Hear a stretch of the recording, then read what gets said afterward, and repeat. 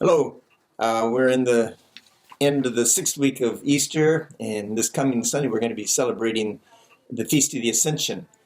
And I'm sorry, first of all, that we didn't get a chance to talk to you last week, but I guess Nathan didn't have anything for me to talk about. So anyway, with this Feast of the Ascension, the last couple of weeks we've been hearing almost daily from the Lord warning the apostles that he was going to be leaving them a while, and they should be happy because unless he leaves, he would not be able to send the second advocate, the Paraclete, the Holy Spirit as we know him.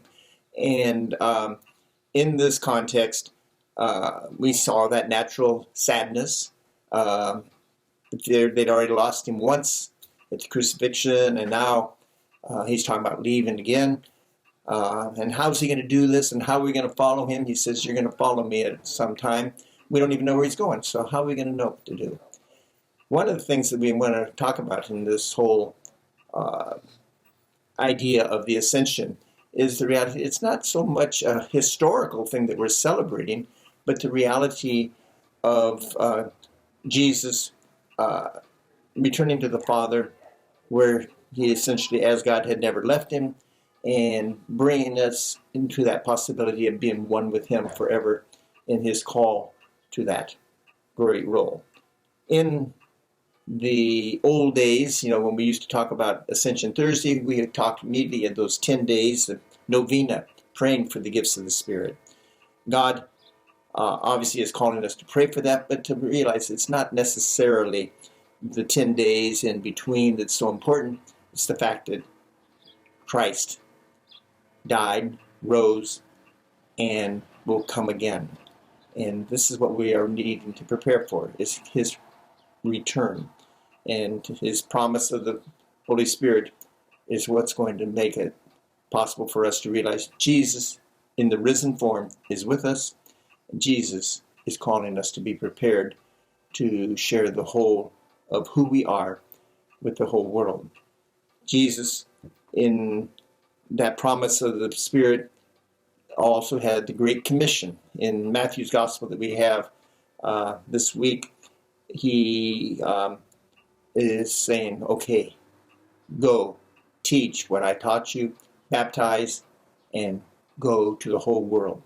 Essentially, it was at this time that we can see the separation of Judaism and Christianity, wherein he made it known, Jesus, that all were to be invited into that kingdom, and that all were to be involved in developing that kingdom. I think I'm going to leave it there, just with the invitation that we really want to pray for the gifts of the Spirit, the outpouring of that Holy Spirit on us in Pentecost. And more than likely, we still won't be able to be back in the church, but we want to be prepared for when that time comes, that we will be able to activate as much as possible. In this context, the bishop had all of the pastors send in this week an outline, a plan of action for when we do get to go back, so that we're not sitting on our thumbs when the time comes saying, okay, now we've got to do these things. We've already sanitized the church in the sense of taking out all the music books, because you can't really clean them every week in any realistic way. We've already started taping off on the floor as well as in the pews, so we can have that social distancing. And in this context, we are working even harder because we'd like to open up the church again for at least private visits, private prayer. And ideally, this time next week, we will have already started that. We'll get that word out as much as we can, but we'll have to insist, whether you're coming in for private prayer or if it's coming back in for the Mass, that you'll bring a mask with you. Without a mask, you cannot come in. If any of you have a medical issue that does not allow you to wear a mask, then please do yourself a favor and remember the dispensation to satisfy our requirement of respect the Lord's Day does not require that you would be here.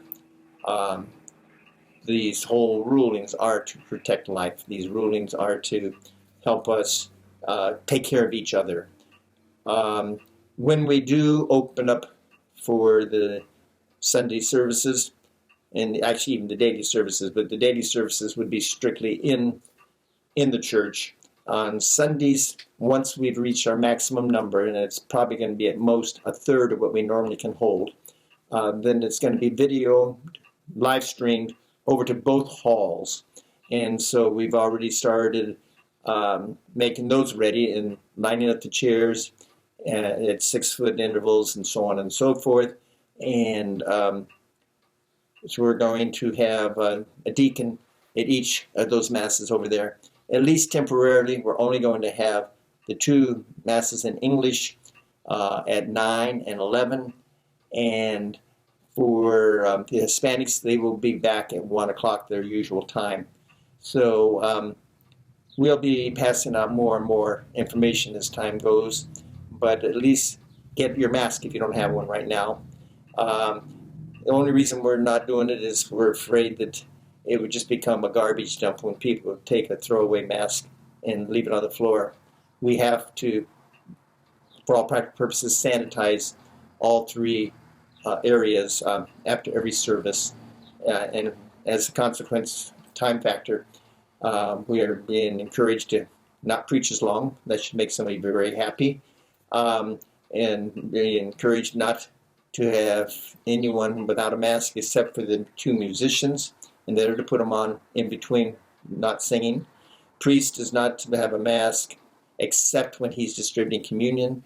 One of the things that is very strange, I'm sure, for the majority of you, in order to maintain that social distancing, communion won't be given out to the people in the pews until after Mass. So fathers say, Mass is ended, go in peace, and then row by row you'll be instructed to come up, go to communion, and then immediately go out the side doors. And this will avoid the problem of bypassing each other multiple times. And at this point, it's not perfect plan, but I think we rejoice in the fact that, okay, hopefully we'll be able to get our people back in church. Hopefully we'll be able to receive the sacraments.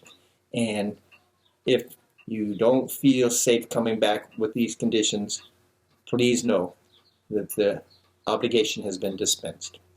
So I'm going to wish you now a wonderful Feast of the Ascension and invite you to truly prepare for Pentecost and to look forward to that great gift of God among us in a stronger and more visible way.